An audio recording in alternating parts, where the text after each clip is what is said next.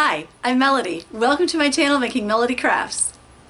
Today we're going to be doing a collaboration with Sue over at Discovering the Art of Living. She's doing a summer movie challenge, and today's movie is Splash, and we're going to be making a card with that as the theme.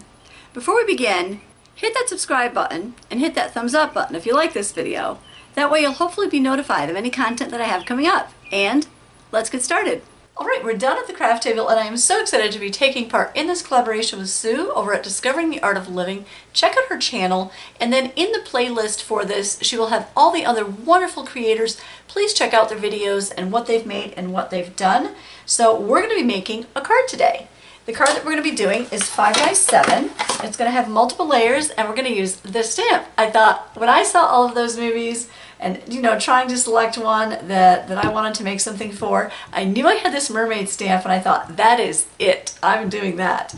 So yeah, this is such a fun image, and this is from Stampendous and it's made in the USA. So our card base is 5x7, and then we're going to have our mermaid piece on 3 3/4 by 5. We'll have a bottom layering piece which is 5x5, and then we're going to have some waves at the bottom of the card.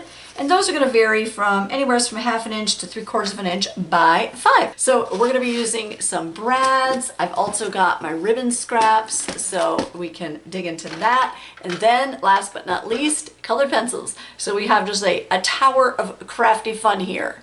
And I've also got some ink pads, so we'll be doing that as well, always with the ink. And I think I'm going to put my colored pencils on my left because I am left-handed. We'll have the ribbon scrap box right over here. That's one of the ways that I organize my ribbon. I actually have 3 ways that I organize my ribbon, and I did a video on that recently. If you're interested, I'll link it here or here, somewhere around here. The first part that we're going to do is the actual mermaid piece. So we're going to get that piece going, and then we're going to work on our card base. Alright, I'm going to start with this one, and this is just 110 pound cardstock, my absolute favorite to work with. And this is a texture cube, so I'm going to ink that up, and I just want to get the background with some nice color in there, and then our mermaid will be on top of that. Alright, I stamped this close to cocoa out, but I just thought that was a little bit dark for what I'm going for, so I'm going to try the creamy caramel. And we won't be using this entire area, but just part of it. We also won't see the whole thing because the mermaid is going to be on here. Now I'm just going to lightly do the rest in the center. And just by turning this block around, you get some different designs. Now let's go ahead and stamp the mermaid down. So that was a dye ink, and I want to use a different ink to stamp her with. I'm going to use the Ranger Archival ink, and that's a permanent ink. It's a dye ink, but it's oil-based. And I'm just going to put her in the center because I can always trim the card around her. Alright, now let's get the colored pencils into the party here. And I think for her legs or fin, I want something greenish. Alright, I chose the Aquamarine PC 905, and I'm just going to start lightly coloring her tail. And in the area here, I'm going to do some shading with a little bit darker color. I'm just turning that image around to make it easier on myself. So if you're coloring anything, be sure to just go ahead and turn something to make it easier. Oh my gosh, isn't it so cute? Like, she's already coming to life. I just love it. I hope the start of your summer is going well wherever you are. It's been warm here, it's been rainy, it was just like pouring today, but it has been nice having warmer weather now. I really love this image of this mermaid too, because I don't know, she just looks so like playful and, innocent. It's just really cute. Alright, now I'm going to grab PC 907. It's just a little bit darker to get in there and kind of do some shading here right where she's, sitting. And now the little string on the top of her bathing suit, I'm going to get that. And I'm trying this PC 908. It's dark green, just to see what I think here. And now for that little starfish, I'm going to use PC 140. And this is Eggshell. I'm not going to get too picky here with the starfish because it is just small, so I don't want to get too detailed with that. But I do want to bring that back out. I feel like I've lost some of the definition there. So that's what we've got so far with the starfish. So that was PC 935 I just had, and now I'm going to try some dark umber here. This is PC 947 in case you're following along. Well, this color is called Sandbar Brown. I think that's a winner. I am going to use that one. Oh my gosh, I love this color so much. All the little pebbles in the ocean are colored down here, and now I'm going to color this shell, and I think I want to do it the same color as her tail. So we're going to use the PC 905, the Aquamarine. And now let's start on her hair. Alright, I zoomed out just a little bit again, and I swatched out some different reds. So for her hair, I think I'm going to go with Mahogany Red, and this is PC 1029.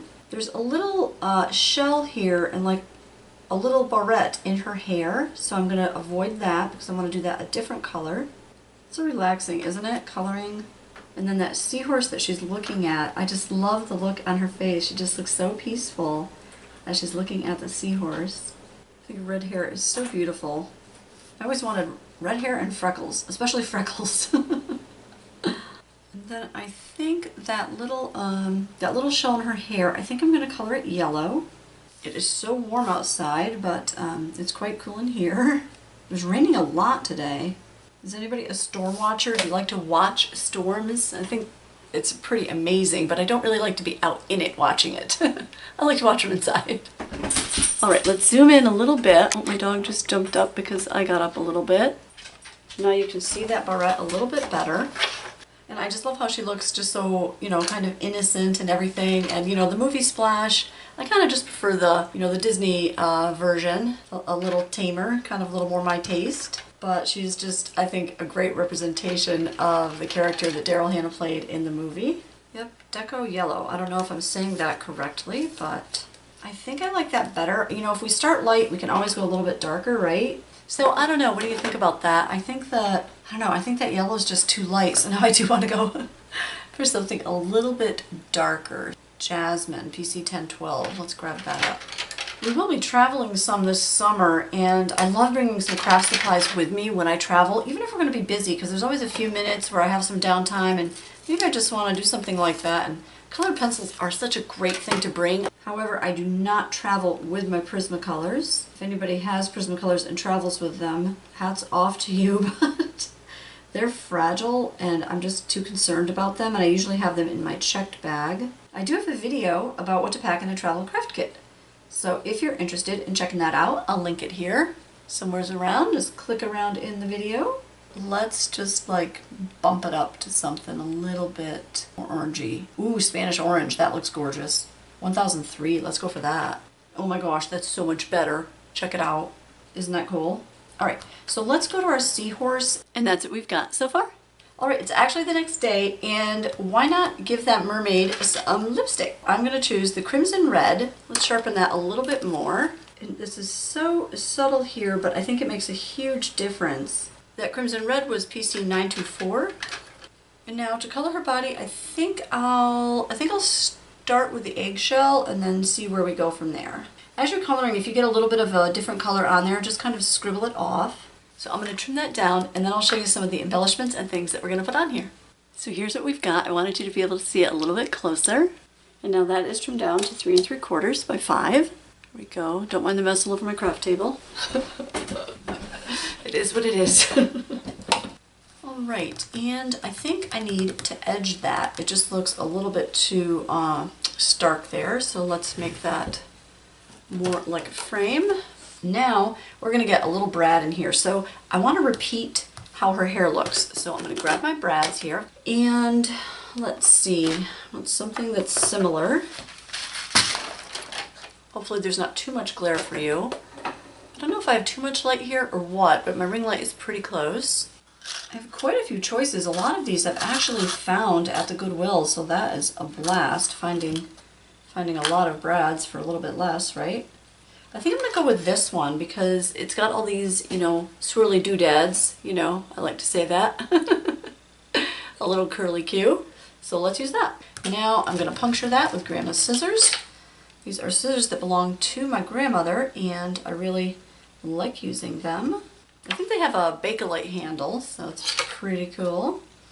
And I just do that because it makes it easier to get your brad through if you kind of, you know, poke the hole through first.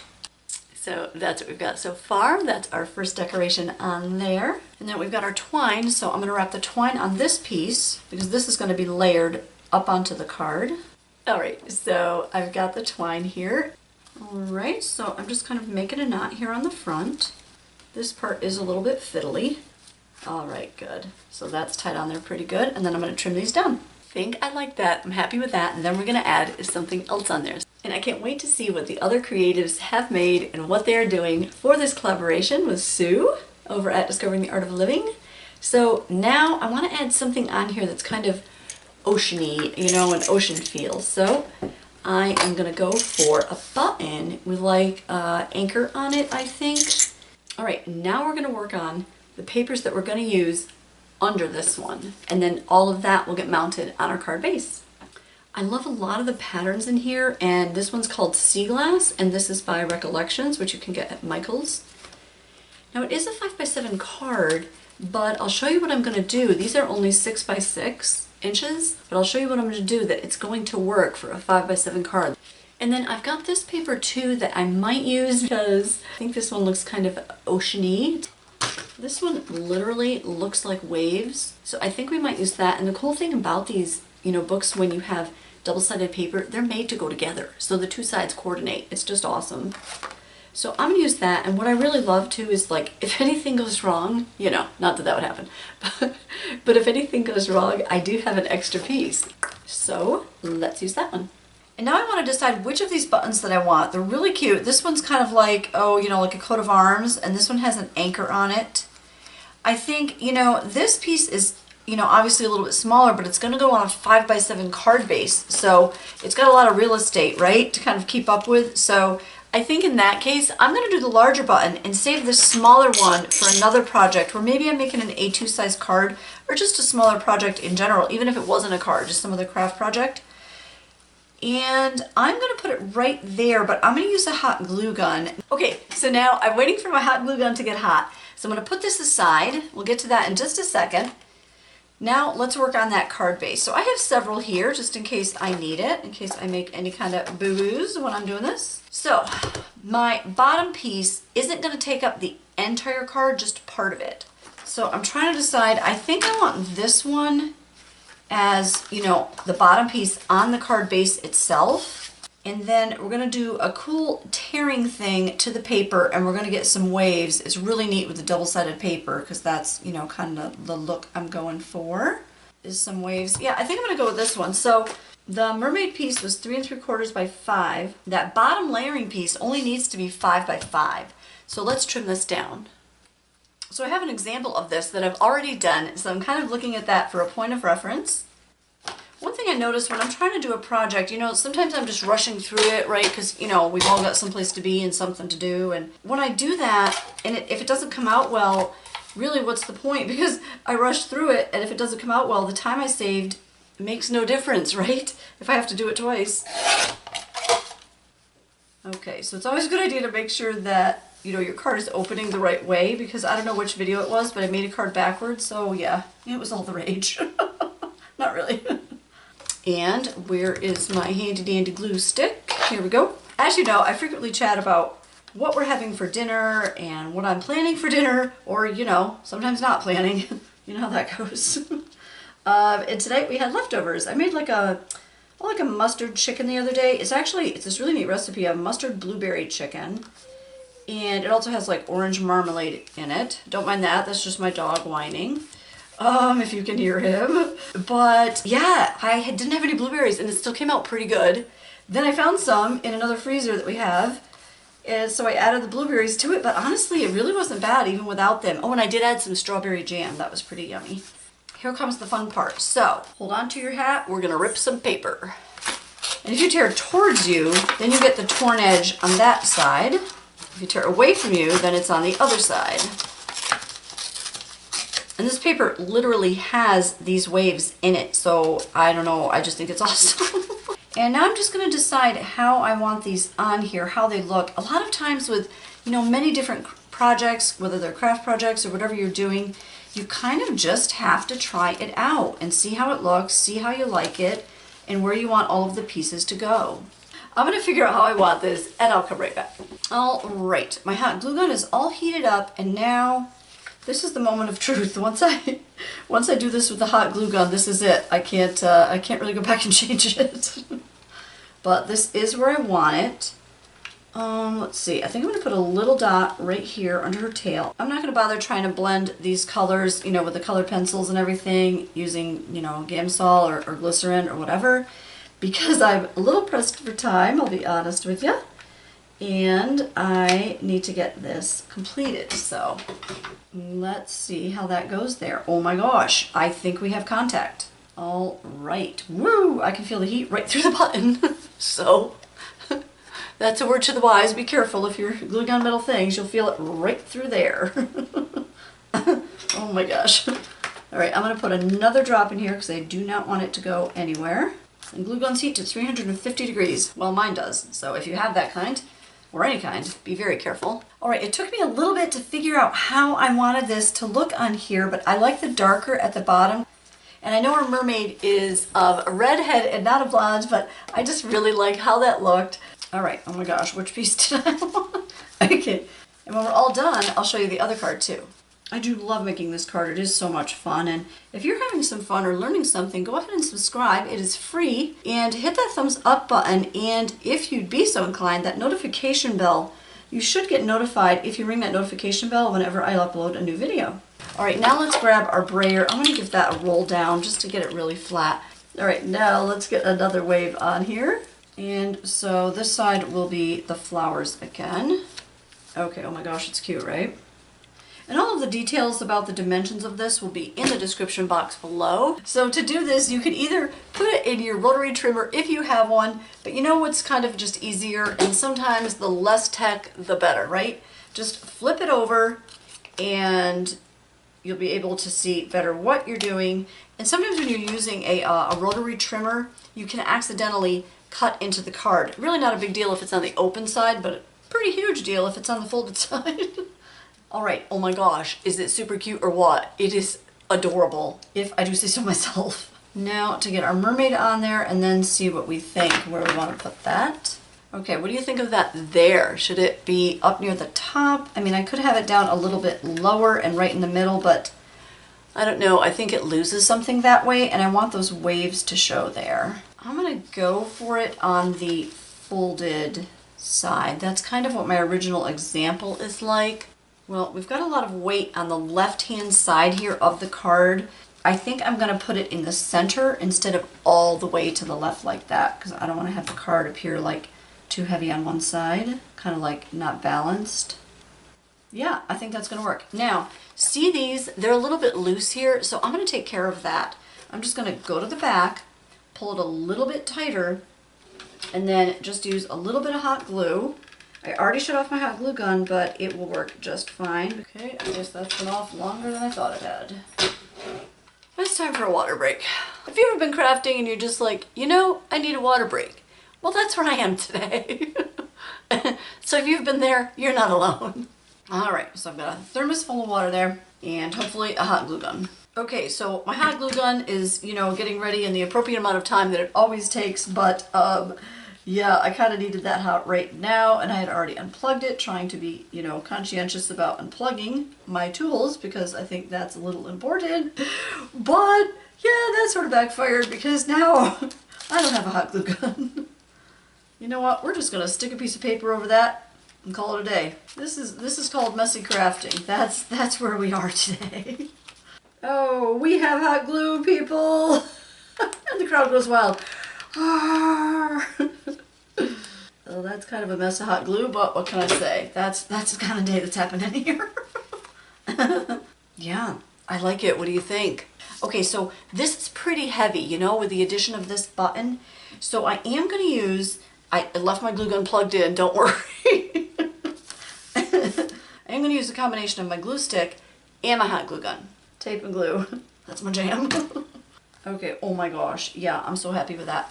Okay, so there's a little bit of the glue on there. I mean, you know, glue happens, right? If you're a paper crafter, oh, I don't care. If you're any crafter, you do any art, I don't know, you just glue something in your house. Glue happens. So I'm gonna show you how to fix it. So this is the eraser that I like to use. I don't even remember what it's called, what the name was. It doesn't really matter. Just grab whatever eraser it is that you like to use. And then just kind of hold your project into the light wherever you see the glue. Just go ahead and gently rub that off until you see it disappear. If you push too hard right away, you can take off some of the paper, and you know, obviously you might not want that. Or maybe you do, whatever, go for it. All right, all of the glue-tastrophes, that's what we're gonna call it. All of the glue-tastrophes have been pretty adequately removed. I may do that a little bit more, but I just wanted to get this done for you to see it. It is just super cute. And then, as promised, I wanted to show you the other one that I did. So this one, you know, I just colored her a little bit different. I used some different, you know, different colored pencils. These were all Prismacolors, I believe, as well. Oh, this one maybe not, but the rest were. And then a slightly different doodad up here, obviously lots of different paper. And then I did not include an anchor here. I wasn't really sure what I thought about that anchor button, but I'm like, you know what, I'm just gonna go with it. I might do something different here, I don't know. If I had a little shell thing or something, I'd probably put that there, but I just didn't have one that I liked at the time. So those are the two cards, and this has been so much fun, this collaboration. And please do go and check out the playlist on Sue's channel, Discovering the Art of Living. That's her channel. I have really enjoyed this. It's been so much fun. And if you've had some fun or learned something, please subscribe, and I'll catch you later. Have a great day.